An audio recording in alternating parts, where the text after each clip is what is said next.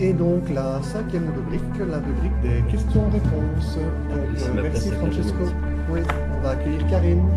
Bonjour Karine. Bonjour Bruno, bonjour tout le monde. Tu vas bien? En forme? En forme, Positif? motivé. Oui, bien sûr, toujours. Parfait. Donc en fait, on a différentes questions. On a une première question de Marie-Pierre. En fait, d'abord, elle nous félicite pour ce MOOC, elle se régale, elle considère les vidéos comme étant très riches. Mais elle a une petite question. Donc sa question, c'est, voilà, quand je clique sur les vidéos, je ne vois pas les héroïnes. Où sont-elles? Comment les repérer? Alors ça, on en revient à la technique qui permet d'accéder aux auras. Donc c'est pas en cliquant qu'on y arrive, c'est le fait qu'il faut utiliser une application particulière. Et donc là, il faut retourner dans les ressources que nous avons mis sous forme vidéo au début, c'est-à-dire le petit tutoriel qui explique qu'il faut utiliser Aurasma. Aurasma, c'est une application sur tablette ou sur smartphone. Il faut, avec l'application Aurasma, se balader sur les différentes diapos et chercher là où pourrait se trouver un héros ou une héroïne. Donc, un héros, une héroïne par capsule, enfin par thématique.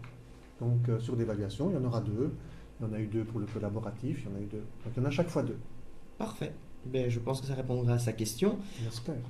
On a une autre question de Johan dans la même lignée. En fait, il pense avoir un souci technique en ce qui concerne la réalité augmentée, dans le sens que quand il scanne justement les capsules, oui, voilà, mais il voit des petites fenêtres lui indiquant qu'il n'a pas accès au héros.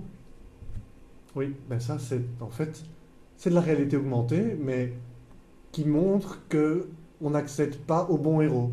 C'est-à-dire c'est une petite blague quoi. C'est quelque part on accède à des faux héros, c'est-à-dire ils nous disent juste que c'est pas le bon, mais ils sont quand même là. Donc on accède à quelque chose, mais c'est pas vraiment ceux-là qu'il fallait trouver. Donc en fait il y en a d'autres à trouver. C'est un petit peu comme si on ouvrait la porte en disant ah non mais c'est pas moi. Et voilà, c'est un peu ça qui se passe. Donc c'est vrai que ne l'ayant pas annoncé, certains sont tombés dessus, se sont dit mais pourquoi on me dit que c'est pas allez quoi. Donc c'est comme si au lieu d'avoir un héros et une héroïne, il y en avait d'autres, mais que certains n'ouvrent pas leurs portes en fait. Voilà, donc tout ce qu'on peut lui conseiller, c'est de chercher encore et qu'il finira par trouver. Voilà. Alors, on a une question maintenant de Selma qui demande s'il est possible de changer de groupe juste pour réaliser l'infographie. Oui, pourquoi pas. La possibilité, elle existe.